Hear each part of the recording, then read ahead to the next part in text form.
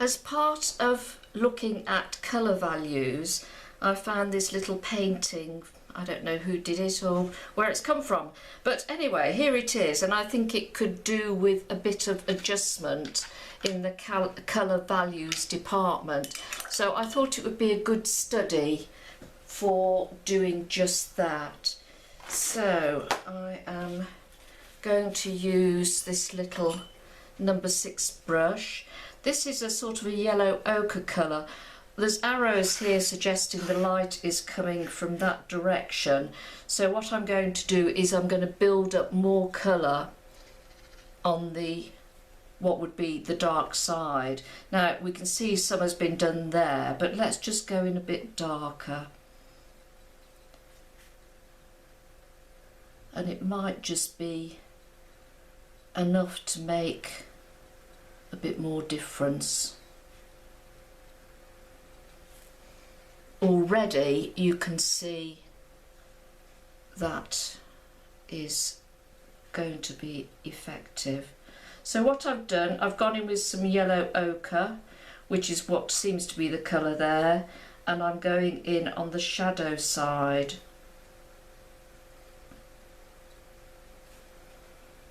And that will make the brighter side pop out a bit more.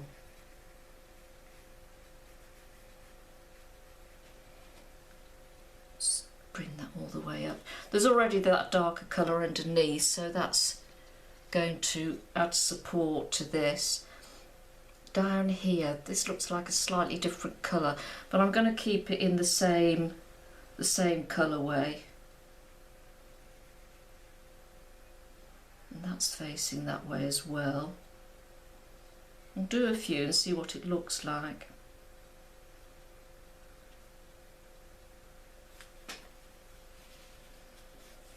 Let's just dab some bits off so it's not too wet. There we go. Don't know which way that bit's facing. Okay, so we're going to go in and I'm going to run a line. Oh, there seems to be a bit of a resist there. I don't know, there's a bit of wax on it or something. This is facing that way. That roof is that one there. So we can go on that way. And this one is down here as well. So let's do that along there. Likewise, this one.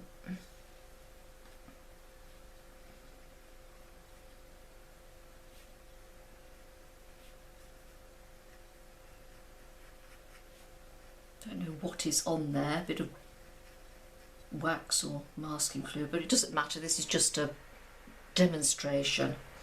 So let's do the same along here.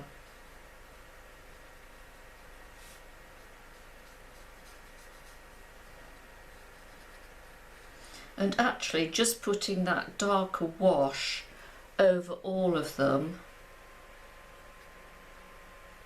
has pushed them into more shade, which looks much better.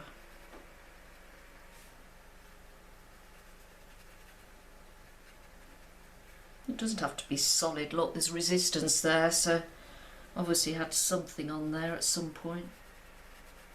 But it doesn't matter, they're stone walls anyway. So that already has made a difference. Let's darken you off there, and we'll darken a bit off there because that building will be shading that building and so on. Okay, so that's good. Now let's look at some of these trees. I think we could go a bit darker with some of these trees here. Let's push them down a bit more. I say push them down, I mean push them behind those buildings and make them look a bit darker. That should all be in shade anyway, because that tower, it would be casting shade on it, so we'll just do it not solid, we'll just do patches of it. Just more water on my brush there, just to sort of pull that out a bit. And likewise here, let's just take the shading up a bit higher. The sun is catching the top of those, and where it's not reaching is down here, where the one tree is behind another. But I don't think there's any reason why we can't make them just a little bit darker, just to bring the difference. It's all about that little bit of difference that makes the difference. It's shady underneath, and we do it in little bits so it's not a solid line. You don't do a solid line for shadows. You've got to have little bits where the light's catching and where the shadow is catching. Likewise over here.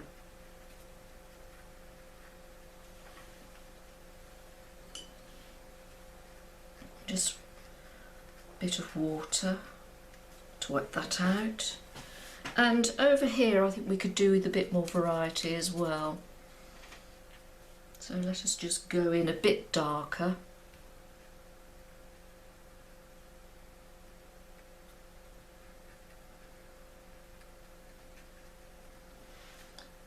And underneath, these look like vineyards here, so let's just put some shadow underneath the rows of the vines.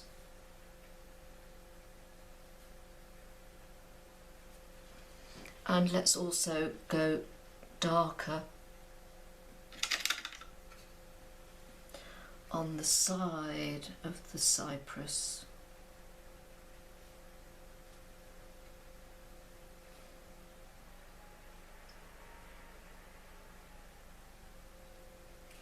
So that really is showing which way the light is coming.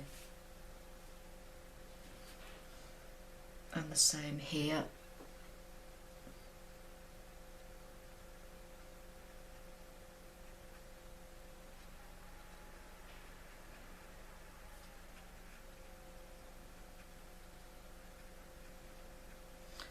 And just a bit more darker bits there. And let's go in a bit darker in the window recess.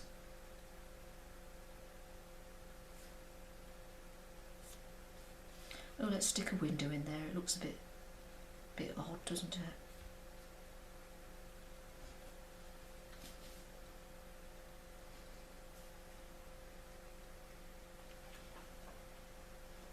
So just making those few changes, just a little line round there,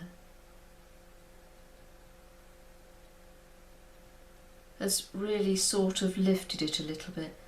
There's a little shadow underneath. And shadow underneath again. It's not much, but it's enough to make a difference.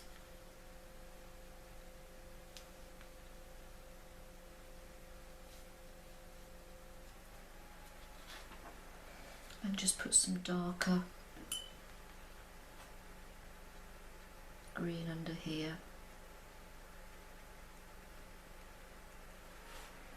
And likewise in here as well. And this chap up here.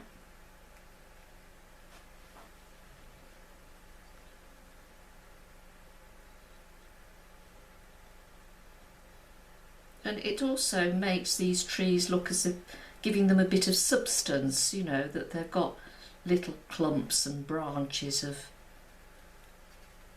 leaves, not just plain pom-poms.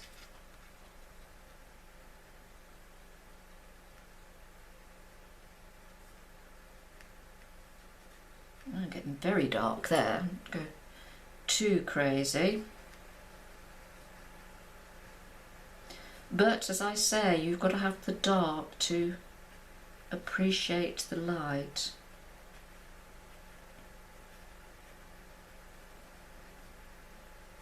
Just even it out a little bit. And I think also we better correspondingly do a little bit darker under here. Just just in places.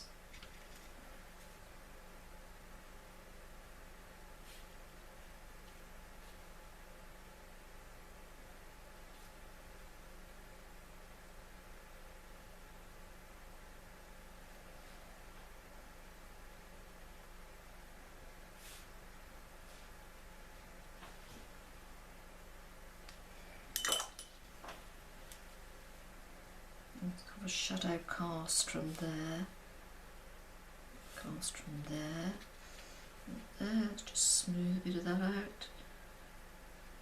So there we go. You could keep going on, keep working your way around, but do you see the idea of getting a bit more variation in your colour? And that's behind that house, so we could put a bit of darker on there. So we'll do a picture of that as well afterwards and see the difference, see what the outcome is like. So it's just another little demonstration just to show you the importance of colour values.